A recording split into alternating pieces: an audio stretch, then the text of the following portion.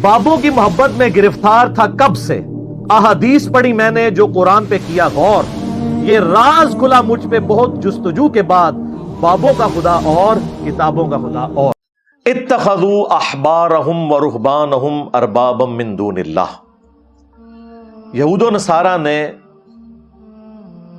اپنے احبار کو یعنی علماء کو اور رہبان یعنی صوفیاء کو، جوگیوں کو رب مان لیا ہوا تھا اللہ کے مقابلے پر۔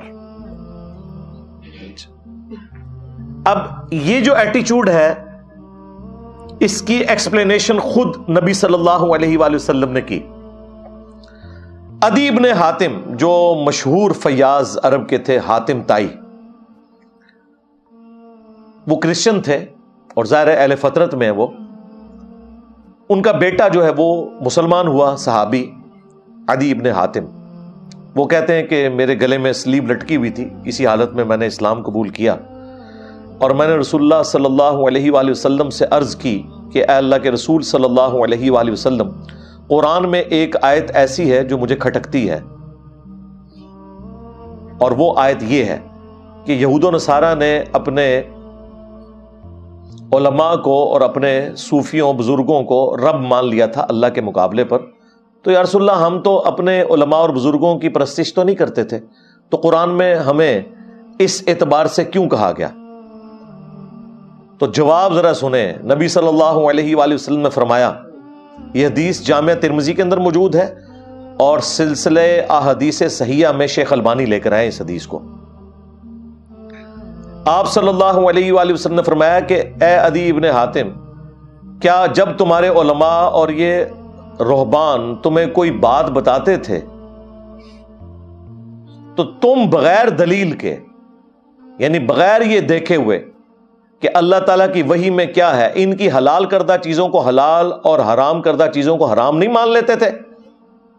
ان کا یا رسول اللہ ایسا ہی تھا۔ فرمایا یہی تو ان کو رب بنانا ہے، کیونکہ شریعت کا کسٹوڈین اللہ ہے اور اس کے بہاف کے اوپر پروفٹ ہے، باقی تو سب فالوور ہیں۔ یعنی نبی الاسلام دوسرے الفاظ میں یہ کہہ رہے تھے، عدی ابن حاتم تم نے کر لینا تھا غور کہ کتابوں کا دین اور ہے، بابوں کا دین اور۔ ہاں، آگے سے انہوں نے نہیں کہا کہ یا رسول اللہ علماء سے تو پوچھ کے چلنا چاہیے، تو میں علماء سے ہی پوچھتا تھا نا۔ اس کا مطلب ہے کہ علماء سے بھی جو پوچھنا ہے نا، تو ان سے یہ پوچھنا ہے کہ بھائی لکھا کہاں ہوا ہے۔ ہاں، یہ نہیں کہ آپ کا کیا اس میں نظریہ ہے، یہ نبی الاسلام یہ بتا رہے ہیں۔ اسی کو میں نے عرض کیا مرنے سے پہلے، اے مسلمان کر لے اس پہ غور، کتابوں کا خدا اور ہے، بابوں کا خدا اور، کتابوں کا پیمبر اور ہے، بابوں کا پیمبر اور، کتابوں کا دین اور ہے، بابوں کا دین اور۔ اگرچہ بابے بھی اسی خدا رسول اور دین کے ماننے والے تھے، لیکن انہوں نے تعلیمات جو پیش کی وہ اپنے بزرگوں کی پیش کی، گویا کہ پھر وہ اس خدا رسول کے ماننے والے نہ تھے، زبان حال سے، یعنی ایک شستہ اردو میں محاورتاً یہ بات کرتا ہوں۔ اور نبی اسلام نے بھی یہی کیا نا، ڈائریکٹ تو وہ عبادت کوئی نہیں کر رہے تھے، لیکن نبی اسلام نے کہا یہی ان کو رب بنانا ہے کہ ان کی بات کو بغیر تحقیق کے مان لو۔ تو بھائی جب ہم کہتے ہیں کہ تمہارے بزرگوں کا خدا اور ہے، تو یہ ان کو رب ماننا ہے، بزرگوں کو۔ تمہارے بزرگوں نے اپنے بزرگوں کو رب مانا ہوا تھا، یہ نبی الاسلام نے ڈیفینیشن کی ہوئی ہے کہ کتابوں کا خدا اور ہے، بابوں کا خدا اور۔ دیکھیں نا، وہ عدی ابن حاتم کہہ رہے ہیں میں تو نہیں پوچھ رہا، یہ مجھے کہتے ہیں نا انجینئر صاحب کہتے ہیں ہمارے بابوں کا خدا اور ہے، تو عدی ابن حاتم نے کیوں نہیں رسول اللہ کو کہا کہ یا رسول اللہ یہ آپ ہمارے اوپر جھوٹا الزام لگا رہے ہیں؟ انہوں نے سوال کے انداز میں پوچھا کہ ہم نہیں پوچھتے تھے، آپ نے فرمایا گویا کہ پوچھتے ہی تھے، جب ان کی بات کو بغیر دلیل کے مانتے تھے کہ وہی میں کیا لکھا ہے، گویا انہی کو پوچھ رہے تھے۔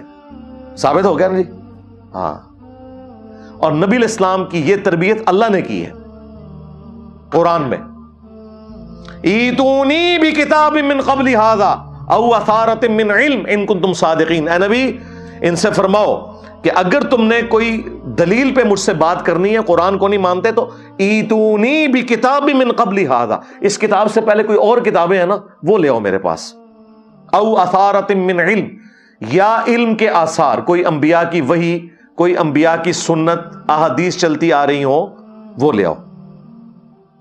جو لوگ کہتے ہیں نا سنت کا ذکر قرآن میں کہا ہے، اس میں موجود ہے، یا کتاب لے آؤ یا انبیاء کے آثار لے آؤ اگر تم سچے ہو۔ تو نبی الاسلام کی اللہ نے خود تربیت کی ہے کہ کتابوں سے بات کر رہی ہے، یہ نہیں کہ بزرگ فرماتے ہیں اور بابے فرماتے ہیں۔ الحمدللہ یہ جو آیت مبارکہ ہے کہ لاؤ میرے پاس کوئی کتاب یا علم کی بات، ایتونی بکتاب من قبل ھذا او اثارۃ من علم، یعنی کتاب بھی اور علم بھی. اسی کو میں نے عرض کیا کہ نہ میں وابی نہ میں بابی، میں ہوں مسلم علمی کتابی. ہاں کہتے ہیں کتنے لکھے ہے؟ قرآن وچ لکھے ہے ایتونی بکتاب من قبل ھذا او اثارۃ من علم. ہم مسلم ہیں کتاب اور علم کے مطابق چلنے والے ہیں، نہ کہ بزرگوں کی گستاخانہ تعلیمات، ان کی ذاتی خرافات پہ چلنے والے. اور پھر اللہ کے محبوب صلی اللہ علیہ وآلہ وسلم نے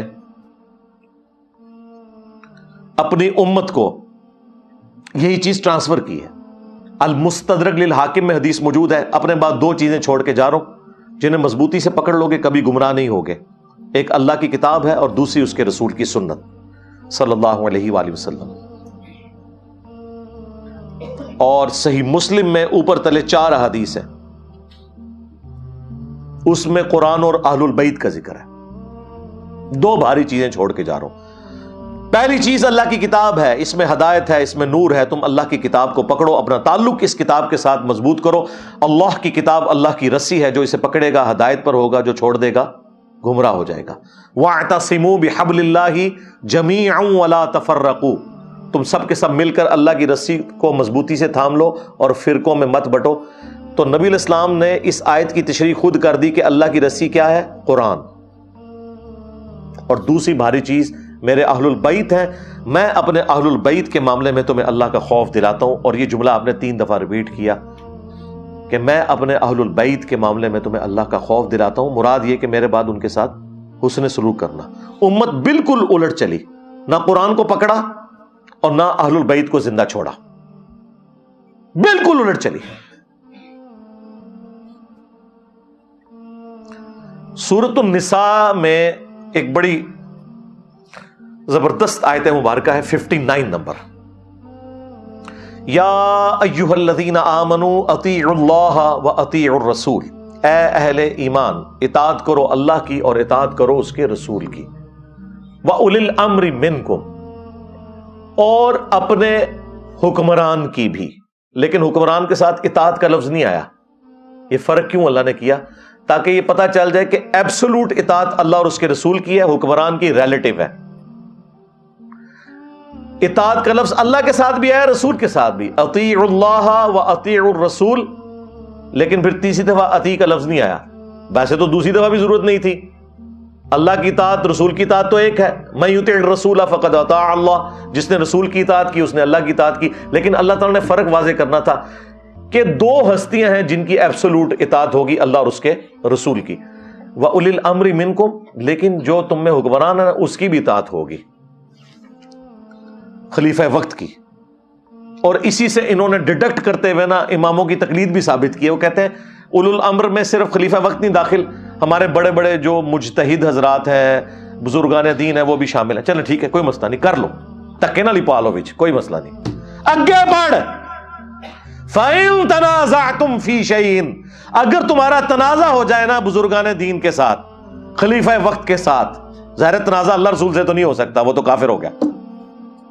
فَرُدُّوهُ إِلَى اللَّهِ وَالرَّسُولِ، تو معاملے کو تم نے پلٹانا ہے اللہ اور اس کے رسول کی جانب. اب یہاں پہ یہ نہیں آیا کہ معاملے کو پلٹانا ہے بزرگان دین کی طرف، حکمران وقت کی طرف، خلیفۃ المسلمین کی طرف، خواہ وہ خلیفہ راشد ہی کیوں نہ ہو. نہیں کہا گیا. وہ میں آپ کو بعد میں مثال دوں گا کہ خلیفہ راشد نے بھی جہاں کہیں قرآن و سنت سے وہ ہٹے تو باقی صاحب نے ان کی اصلاح کر دی. اگرچہ خلیفہ راشد کے لیے تھا علیکم بسنتی و سنت الخلفاء راشدین المہدیین، لیکن اس کا مطلب کسی صحابی نے یہ نہیں لیا کہ خلیفہ راشد اگر قرآن و سنت کے خلاف کوئی فیصلہ کرے، بدنیتی کے اوپر نہیں، انجانے میں، تو ہم نے اس کے پیچھے چلنا ہے. نہیں، اس کی بھی اصلاح کرنی ہے.